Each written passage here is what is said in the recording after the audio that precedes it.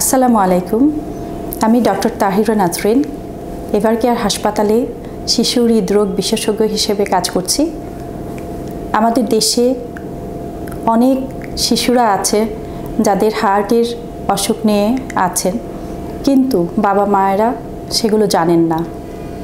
এটা হচ্ছে সবচেয়ে বড় দুর্ভাগ্যের ব্যাপার যে প্রত্যন্ত অঞ্চলে বাংলাদেশে এখনও মানুষ অবগত হননি যে বড়দেরও মতো শিশুদের হৃদরোগ হতে পারে, যে শিশুদের হৃদরোগ হতে পারে এবং সেটি জন্মগত বা জন্ম পরবর্তী হৃদরোগ। যেটি জন্মগত সেটি হচ্ছে মায়ের গর্ভকালীন থাকা অবস্থায় বাচ্চাদের হৃদযন্ত্রটি ত্রুটিযুক্ত হয়ে তৈরি হয়ে থাকে।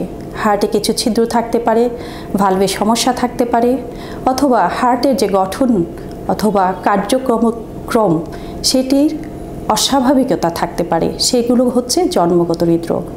আর জন্ম পরবর্তী হৃদরোগ জন্মে গ্রহণ করার পরে বাচ্চাদের হার্টের মধ্যে কোনো হৃদরোগ হলে, যেমন ভাইরাসের আক্রমণ হতে পারে, অথবা কাওয়াসাকি ডিজিজ বলে একটা ডিজিজ, রিউমেটিক ফিভার বলে যে ফিভার হয়, সেটার ক্ষেত্রেও কিন্তু হার্টকে আক্রমণ করতে পারে। তাহলে বাচ্চাদের হৃদরোগ বাবা মায়েরা বুঝবেন কেমন করে? সেটি হচ্ছে সবচেয়ে গুরুত্বপূর্ণ ব্যাপার।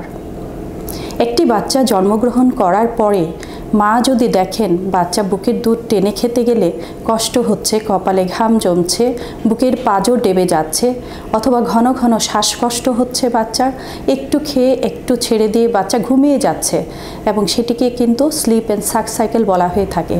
কারণ বাচ্চার হার্টের কোনো ধরনের অস্বাভাবিকতা বা ছিদ্র যদি থেকে থাকে, অথবা সংকুচিত রক্তনালী থেকে থাকে, অথবা 4টি কুঠুরির জায়গায় যদি 1-2 কুঠুরি কম থাকে, সেই ক্ষেত্রে কিন্তু বাচ্চার এই ধরনের সমস্যা হতে পারে। এবং নীলবর্ণ ধারণ করা কিন্তু আরেক ধরনের হৃদরোগ, যেটি জন্মগ্রহণ করার পরপরই মা বাবা হয়তো খেয়াল করবেন যে বাচ্চাটি কান্না করার সময় জন্মের সাথে সাথে অথবা কিছুদিন পরে বাচ্চাটা নীল হয়ে যাচ্ছে, বাচ্চাটির শ্বাসকষ্ট হচ্ছে, এবং কিছুদিন পরে দেখা যাচ্ছে বাচ্চাটি যখন বড় হয়ে যায়, হাঁটতে শিখে, বাচ্চাটি হাঁটু গড়ে বসলে বাচ্চার কষ্ট কম হয়। সেই জিনিসগুলো কিন্তু বাবা মায়ের খেয়াল করতে হবে। সেই বাচ্চাদের ক্ষেত্রে দেখা যায় হাতের নখ ফুলে গেছে এবং ঠোঁট নীলচে বর্ণ ধারণ করেছে, চোখগুলো একটু লালচে থাকে। সেই সব বাচ্চাদের কিন্তু নীল বর্ণের হৃদরোগ, সাইনোটিক হার্ট ডিজিজ বলা হয়ে থাকে। এবং একটু বড় হলে যদি হার্টের অসুখ থাকে বাচ্চাদের, তাহলে দেখা যায় অন্যান্য বাচ্চাদের মতো বাচ্চাদের ওজন বাড়ছে না। কিছু ক্ষেত্রে দেখা যায় বাচ্চার বুক ধরফর করা, বুকে ব্যথা, এই ধরনের কিন্তু হতে পারে, যে ক্ষেত্রে বাচ্চাদের হয়তো দেখা যায় ছোট একটি এএসডি বা বড় এএসডি থাকে, যেটা হার্টের উপরের দুটো চেম্বারের মাঝখানে পর্দাতে ছিদ্র। সেসব ক্ষেত্রে সাধারণত দেখা যায় বাচ্চাদের পালপিটেশন বা বুক ধরফর করা, অথবা দেখা গেল বাচ্চাটি দৌড়াচ্ছে, খেলছে, এর মধ্যে টিফিনের সময় অন্যান্য বাচ্চারা খেলছে কিন্তু সে খেলতে পারছে না। আরেকটি গুরুত্বপূর্ণ কথা হলো, বাচ্চাদের দেখা যায় যে ঘন ঘন শ্বাসকষ্ট, নিউমোনিয়া হচ্ছে যদি হার্টের অসুখ থাকে, এবং সেক্ষেত্রে বাচ্চাদের ডাক্তারের কাছে গেলে পরে সেটা অনেক সময় নিউমোনিয়া হিসেবে ডায়াগনোসিস হয়ে থাকে।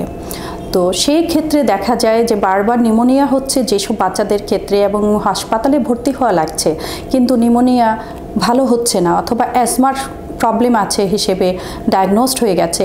সেই সব বাচ্চাগুলোরও ওজন বাড়ছে না, অথবা শ্বাসকষ্ট বারবারই হচ্ছে, নিউমোনিয়া, ঠান্ডা কাশির মতো রোগগুলো বারবার হচ্ছে। তবে সেই সব ক্ষেত্রে বাচ্চাদের হৃদরোগ আছে কিনা অবশ্যই সেটা স্ক্রিনিং করে দেখতে হবে।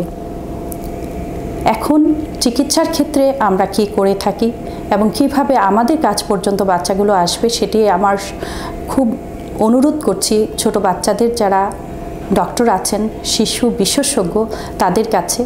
যখন এই যে সিমটমগুলো আমি যে বললাম সেসব যদি থেকে থাকে কোনো বাচ্চার, তাহলে অন্তত পক্ষে একটি এক্স-রে এবং একটি স্ক্রিনিং একোর জন্য আমাদের কাছে পাঠালে, আমরা যারা শিশু হৃদরোগ বিশেষজ্ঞ আছি তাদের কাছে পাঠালে বাচ্চাটি অল্প বয়সী ডায়াগনোসিস হতে পারে। এবং কেন? কারণ হলো এটা একটি এক্স-রেতে কিন্তু বিভিন্ন ধরনের সাইজ দেখে, হার্টের বিভিন্ন ধরনের সাইজ দেখে তৎক্ষণাৎ ডায়াগনোসিস করা যায় যে বাচ্চার হার্টে হয়তোবা একটি হৃদরোগ আছে।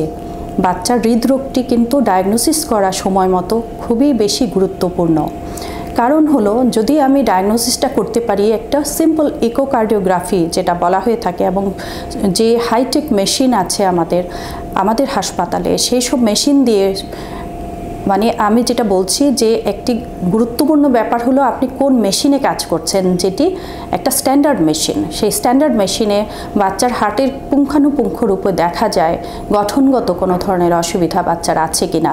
তাহলে ডায়াগনোসিসটা খুব বেশি গুরুত্বপূর্ণ এই কারণে যে বাচ্চার যে 4টি হার্টের চেম্বার থাকে, এবং সেই উপরের 2টো চেম্বারের মাঝখানে একটি পর্দা, নিচের 2টো চেম্বারের মাঝখানে যে পর্দা, এবং ডান পাশের চেম্বার থেকে একটি বড় ধরনের রক্তনালী উঠে সেটা ফুসফুসে যায়, বাম দিকের হার্টের চেম্বার থেকে আরেকটি বড় রক্তনালী অক্সিজেন মেশানো ভালো রক্তটা নিয়ে সারা শরীরে ছড়িয়ে দেয়। এই সমস্ত জিনিসগুলো এবং ভালভগুলো ঠিকঠাক মতো আছে কিনা, এই সমস্ত জিনিসগুলো কিন্তু আমরা একটা ভালো মেশিনে ইকোকার্ডিওগ্রাফি করলে বুঝতে পারি সাথে সাথে। সেই ডায়াগনোসিসটা যদি আমরা সময় মতো করতে পারি হার্টের প্রবলেমটা, তাহলে কিন্তু চিকিৎসা পদ্ধতি আমরা সাথে সাথে শুরু করে দিতে পারি। এবং আনন্দের ব্যাপার এই যে বেশিরভাগ হৃদরোগ কিন্তু চিকিৎসা দিয়ে সারানো যায়। কিছু কিছু হৃদরোগ আছে, কিছু কিছু ছোট ছোট ছিদ্র আছে হার্টে, যেগুলো নিজে নিজে ভালো হয়ে যায়, যেটা স্পন্টেনিয়াস ক্লোজার বলা হয়ে থাকে। যেমন ছোট ছোট এএসডিগুলো আছে, কিছু কিছু ভিএসডি আছে, হ্যাঁ, হার্টের ছোট নিচের 2টো চেম্বারের মাঝখানে ছোট ছোট ছিদ্রগুলো, এবং কোন জায়গায় হয়েছে সেই ছিদ্রগুলো, সেগুলো কিন্তু নিজে নিজে বন্ধ হয়ে যায়। কিন্তু ডক্টরের কাছে আসতে হবে এই কারণে যে ছিদ্র যদি থেকে যায়, এবং কিছু ওষুধ আছে যেগুলো আমরা সেই ছিদ্রের মাধ্যমে যে এক্সট্রা রক্তটা যাচ্ছে লাংসে বা ফুসফুসে, যেটা প্রেশার ক্রিয়েট করছে বা যেটা লাংসকে ভেজা ভেজা রাখছে এবং নিউমোনিয়া হতে দিচ্ছে বারবার করে, সেই সব জিনিসগুলো কিন্তু আমরা প্রিভেন্ট করতে পারি বা প্রতিরোধ করতে পারি। এক ধরনের ওষুধ আছে আমরা বাচ্চাগুলোকে দিয়ে থাকি, যেগুলো ডায়রিটিক্স, একটু ঘন ঘন হয়তো পেশাব হবে বাচ্চার, কিন্তু বাচ্চার সেটা উপকারের জন্য দেওয়া হয়, যেন কোনোভাবেই লাংসটাকে ক্ষতিগ্রস্ত না করে যতদিন পর্যন্ত হার্টে এই ছিদ্রটা আছে সেভাবে, এবং আমরা খুব ক্লোজ ফলো আপে রাখি বাচ্চাগুলোকে। তাহলে এটা হলো এক ধরনের ফলো আপ এবং চিকিৎসা। আরেক ধরনের ফলো আপ বা চিকিৎসাতে আমরা যেটা করে থাকি, বাচ্চার হার্টে কিছু কিছু ছিদ্র আছে, এবং সেটা সেই একটা বয়স থাকে যে বয়সে ওই ছিদ্রগুলো বন্ধ করে দিতে হয়। সেই বন্ধ করার নিয়ম হলো 2 ধরনের। একটা হলো সার্জারি ছাড়া, যেটা হলো বাংলা ভাষায় আমরা বোতাম বলে থাকি বা ডিভাইস বলে থাকি। কিছু হার্টের ভালভ যদি ভীষণ রকমের চিকন থাকে, সেই ভালভগুলো কিন্তু সাথে সাথে খুলে যদি না দেওয়া হয়, নর্মাল করে না দেওয়া হয়, এবং সেটা বেলুন দিয়ে করা হয়, এবং সেটাও কিন্তু সার্জারি ছাড়া। সেই জিনিসগুলো যদি খুব সহজেই আমরা যদি সময় মতো করে দিই, তাহলে কিন্তু বাচ্চার হার্টের যে কাজটা এবং লাংসের যে কাজটা সেটা সঠিকভাবে হয়, বাচ্চার বুদ্ধি বৃত্তি সমস্ত কিছু কিন্তু সুন্দরভাবে চলে, এবং বাচ্চাটি অন্যান্য নর্মাল বাচ্চার মতো হয়ে যায়। তাহলে এই ধরনের যে চিকিৎসাগুলো, সেগুলো কিন্তু আমাদের হাসপাতালে সুবিধাবঞ্চিত বাচ্চাদের জন্য একেবারেই ফ্রি দেওয়া হচ্ছে। ডিভাইস বা বোতামগুলো এবং বেলুনগুলো আমরা সুবিধাবঞ্চিত বাচ্চারা যারা আছেন আমাদের দেশে, তাদের জন্য কিন্তু একেবারেই ফ্রি দেওয়া হয়। কারণ হচ্ছে এই ডিভাইসগুলো আমেরিকান ডিভাইস এবং অত্যন্ত দামি ডিভাইস, যেগুলো ওনারা কোনোভাবেই অ্যাফোর্ড করতে পারেন না, এবং ওনারা দিন আনে দিন খায়। এই ধরনের অবস্থায় যে বাবা মায়েরা আছেন, তাদেরকে আমাদের সামাজিক দায়বদ্ধতা থেকে সাহায্য করা হলো আমাদের মূল লক্ষ্য।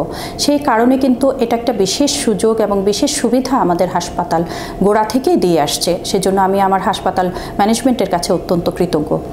আরেকটা কিন্তু যে চিকিৎসা পদ্ধতি, সেটা হলো সার্জারি করে এই ছিদ্রগুলো বন্ধ করা, অথবা হার্টে কোনো অস্বাভাবিক রকমের গঠন যদি থেকে থাকে, সেগুলো কিন্তু সার্জারি করে কারেক্ট করা যায় বা ঠিক করে দেওয়া যায় হার্টের যে অস্বাভাবিকতাগুলো। এবং সেটাও কিন্তু একটা সময় আছে। কিছু কিছু বাচ্চার ক্ষেত্রে দেখা যায় দেড় মাস বয়সে করতে হয়, বা 3 মাস বয়সে করতে হয়, বা 6 মাস বয়সে করতে হয়। সেই জিনিসগুলো কিন্তু কোন ধরনের ছিদ্র বা কোন ধরনের অসুবিধা, সেই সব জিনিসগুলো আমরা ডিটেক্ট করব, আমরা ডায়াগনোসিস করে বলে দিব।